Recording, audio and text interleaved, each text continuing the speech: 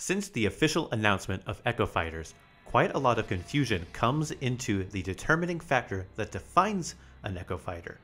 First thought to be a replacement term for cloned characters, was soon defined as a mirror to the fighters they are based on. But if this is the case, there are certainly other characters who fit this criteria, but as it stands now, 3 Echo Fighters were named in the E3 presentation: Lucina, Dark Pit, and Daisy. Then in the August Direct, 2 months later, we were given 3 more Echo Fighters with Richter, Chrom, and Dark Samus. However, right after the second batch of Echo Fighters were revealed, they immediately transitioned into claiming the reason was due to the palette for the latest 2 included, and then the strangest addition to date, a menu mechanic for custom character selection layout strictly for the condensing of Echo Fighters. To understand why this is important, we need to take a look at the previous 5 character menus for Smash. Menu layouts have always been different and inconsistent across Smash, but each also had its own formula for placement. 64 had shadowed boxes at the side of the base 8 to be filled, with a lack of random select button. Melee had an initial start to looking like 64, with gaps to the side, but with 5 question mark tiles below the first 2 rows. While there were 11 characters to unlock, not the implied 5, the structure didn't change, but rather added and adjusted, such as when Luigi is unlocked, Pikachu gets sent down to the bottom row.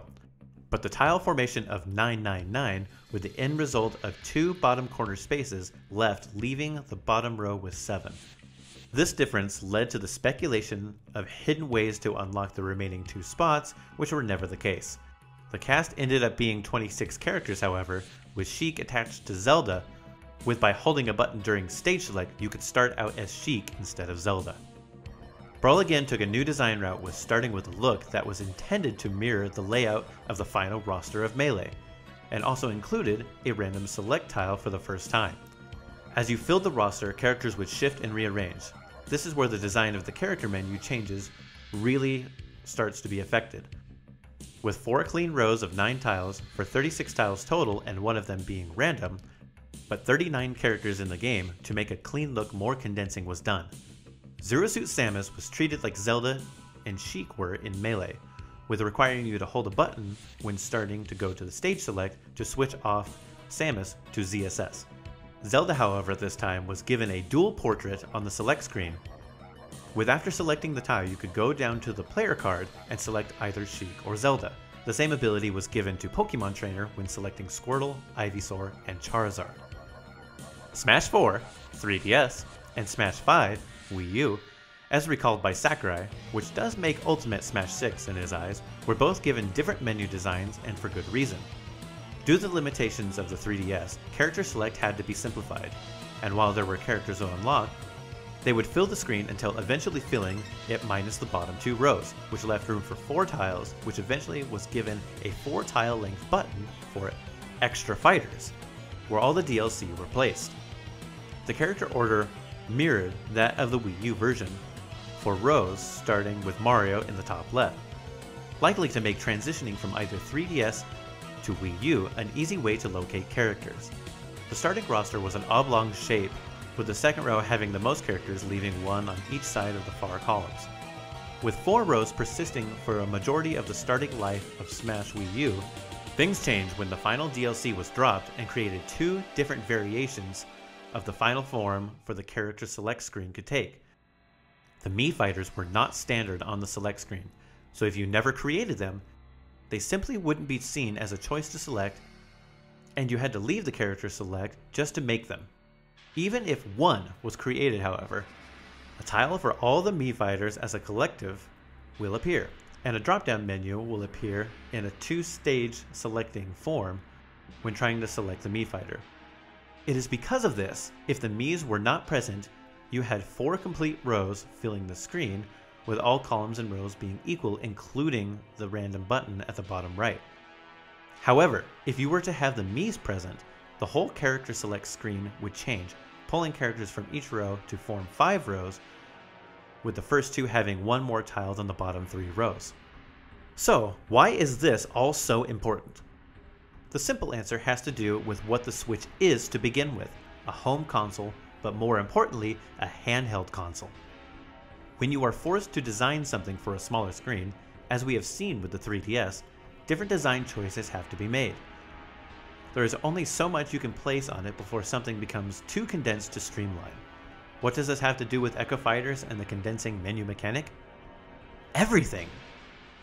Unlike the 3DS, where only one person is on each console and only needs to worry about themselves, the Switch in handheld supports 8 players. What this means is you can't have a button leading you to another character select screen to see the rest of the roster when you have more than one person trying to select a character. Logically, this is why they developed a condensing mechanic first experimented with in Brawl, but also gave you the option to condense or not, as going between couch and handheld play gives you the freedom to change things. This still begs the question, however, why do it for the 6 characters we have now and be so strict what is or is not an Echo Fighter? Why is Dr. Mario, Falco, Pichu, Young Link, and now Isabelle not given this title to allow further condensing despite showing that Chrom and Dark Samus are not carbon copies of Roy and Samus? It's because we are going to be getting an absolute mountain of more Echo Fighters, which may have already been determined, which will allow for the final condensing image to fit their design, or allows them to continue to develop Echo Fighters without constantly having to redesign the menu design. We were already given confirmation by the development team that Super Smash Bros. Ultimate will have a longer post-development time than Smash for 3DS and Wii U had. And this doesn't even take into effect that because the 3DS and Wii U had different rendering properties, that they had to spend longer on each new thing developed. If anything is clear from Nintendo, is that they are putting in a lot of post-development into all of their IP. Splatoon 2 already on version 4, Mario Tennis receiving a new version after only being out for 2 to 3 months, Mario Kart 8 Deluxe, Mario Odyssey, and The Legend of Zelda Breath of the Wild all have massive content or modes added to their game. With the recent release of additional costumes opening the door well beyond the standard 8 colors for characters, they are setting the stage for every possible development change for Smash Ultimate. As someone who spent 12 years in the competitive side and closely monitored how Nintendo has released content since before Brawl released, I have a clear guess of what we should expect to see in the base game. Nintendo is consistent with how they are advertising the number of fighters on the site. With Nintendo listing that there are 72 fighters right now for Smash Ultimate, they list out every fighter with their own title card and number, with each Pokemon of Pokemon Trainer having one, and the Miis all having one.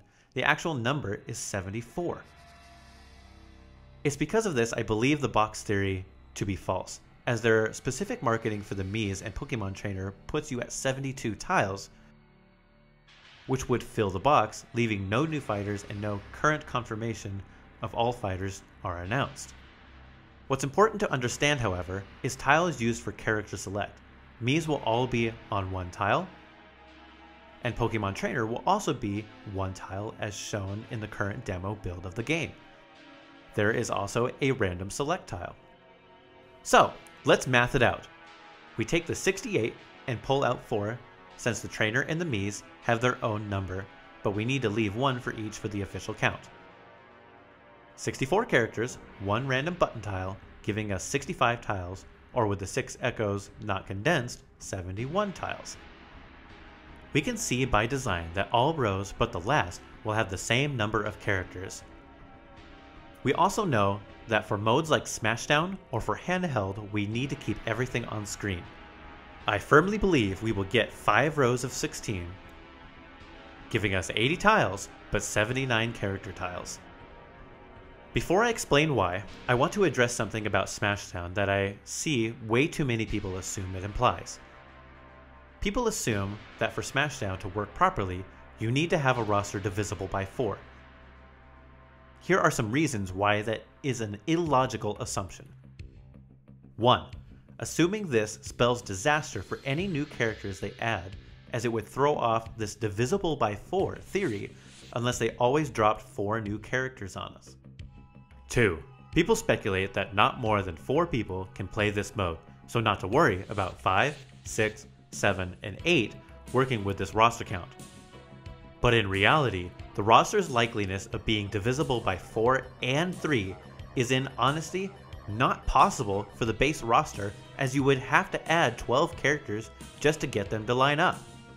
It is because of this reason I believe once you run to a point where not every person can select a new character, the mode may end and someone is declared a winner with the most wins, or the select screen opens back up to a full roster so you may continue. What we know is that unlike Smash for Wii U's menu design, it will be difficult to add more rows in handheld mode, and because we know the resolution changed from 1080p to 720p in handheld mode but retaining 60 frames per second, I don't believe handheld will sport a different menu design. What this would look like is a clean rectangle with 5 rows and 16 tiles for uncondensed, or 5 rows with 15, with a tile open at the bottom left and bottom right. Arguably, the base roster could be between these 2 points of 5 rows of 15 and 5 rows of 16, but what's important is to understand that the current lack of Echo Fighters present in the game to develop a menu mechanic just for them points to Nintendo trying to leave as much room as possible for the sake of player experience. Who is getting in? Well, that's anyone's guess, which people seem to be doing a lot of lately. We could get 1 more, we could get 8. We will have to wait and see. It is exciting after going over Nintendo's history with design and seeing mechanics brought back for the menu design for Ultimate, to which has brought a level of clarity to the direction they are taking the game. I hope you all enjoyed this analysis of one of Ultimate's new mechanics. If you would like to see more, please hit that subscribe button and ring the bell to stay up to date on Ultimate and Nintendo related news. A big shout out to Papa Janos for conversing with me on this subject and giving me a few ideas on how to present this information. Please check out his content.